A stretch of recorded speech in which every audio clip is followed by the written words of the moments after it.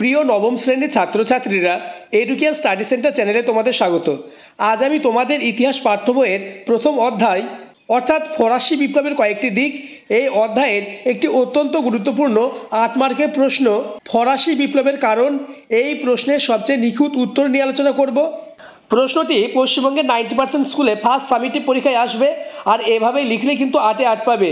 তাই যারা এখনও আমার চ্যানেলটিকে সাবস্ক্রাইব করোনি, চ্যানেলটিকে সাবস্ক্রাইব করে পাশের বেল আইকনটি প্রেস করে দেবে এবং নোটিফিকেশন অল করে দেবে। শুরু করছি আজকের আলোচনা। ফরাসি বিপ্লবের কারণগুলি আলোচনা করো। ভূমিকা: ফ্রান্সের অধিবাসী ফরাসিরা 1789 সালে যে বিপ্লব ঘটিয়েছিল তা শুধু ফ্রান্সের ইতিহাসে নয়, বিশ্বের ইতিহাসে একটি অত্যন্ত গুরুত্বপূর্ণ ঘটনা। এই বিপ্লবের মাধ্যমে ফরাসি জনগণের দীর্ঘদিনের পুঞ্জীভূত ক্ষোভের বহিঃপ্রকাশ ঘটেছিল। ফরাসি বিপ্লবের কারণগুলি নিম্নে আলোচিত হলো।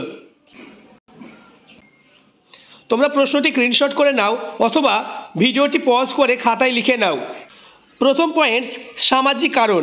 ফরাসি বিপ্লবের অন্যতম প্রধান কারণ ছিল ফরাসি সমাজের বৈষম্য ও শাসন। ফরাসি সমাজ যাজক, অভিজাত এবং বুর্জোয়া বা তৃতীয় সম্প্রদায়ে বিভক্ত ছিল।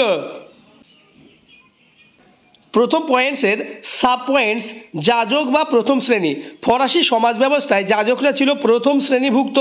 এরা ছিল বিশেষ সুবিধাভোগী ও ফ্রান্সের মোট জনসংখ্যার 1%-এরও কম, যা সংখ্যায় প্রায় 1,20,000। এরা বিভিন্ন রকম কর আদায় করলেও নিজেরা কোনো রকম কর দিত না।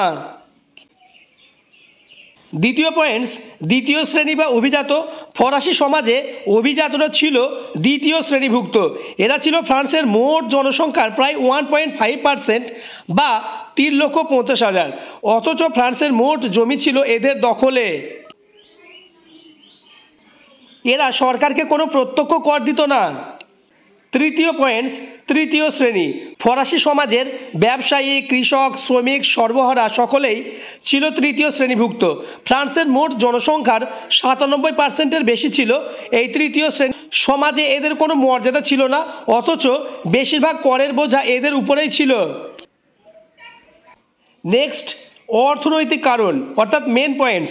অর্থনৈতিক দুরবস্থা ফরাসি বিপ্লবের পথকে প্রশস্ত করেছিল।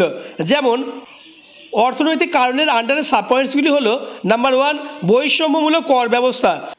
ফ্রান্সের প্রথম ও দ্বিতীয় শ্রেণীভুক্ত মানুষরাই বেশিরভাগ সম্পত্তি ভোগ করলেও তারা কর দিত না। অপরপক্ষে সরকারের মোট রাজস্বের 96% দিতে হতো তৃতীয় সম্প্রদায়কে, তাই তারা বিদ্রোহী হয়ে ওঠে।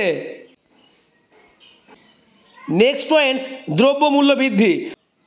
ফরাসি বিপ্লবের সময় জনসংখ্যা বৃদ্ধি ও মুদ্রাস্ফীতির জন্য নিত্য প্রয়োজনীয় জিনিসের দাম প্রায় 65% বৃদ্ধি পেয়েছিল, কিন্তু জনগণের আয় বাড়েনি। ফলে মানুষের জীবন দুর্বিষহ হয়ে উঠেছিল। পরের পয়েন্টস: রাজনৈতিক কারণ। এটি মেন পয়েন্টস। নাম্বার 3, রাজনৈতিক কারণের আন্ডারে সাব পয়েন্টসগুলি হলো: নাম্বার 1, রাজাদের দুর্বল শাসন। ফরাসি রাজা চতুর্দশ লুই ছিলেন চরম স্বৈরাচারী। তিনি বলতেন আমি রাষ্ট্র।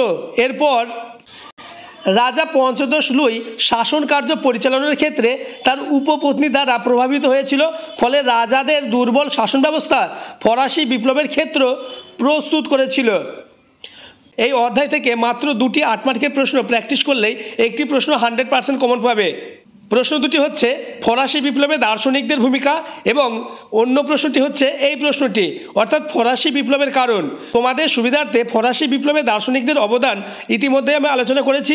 যারা এখনও দেখোনি, ডেসক্রিপশনে লিঙ্ক দেওয়া থাকবে, দেখে নেবে।